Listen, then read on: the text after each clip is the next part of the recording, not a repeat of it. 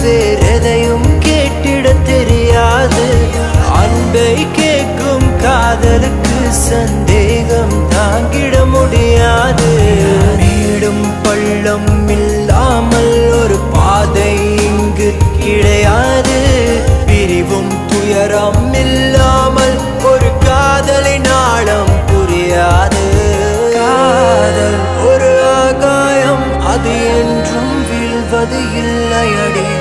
கண்ணீர் ஒரு வெண்மேகம், வீழாமல் இருப்பதும் இல்லையடி. கடலுக்குள்ளே மீன் அழுதால் மீன் கண்ணீர் வெளியே தெரியும்.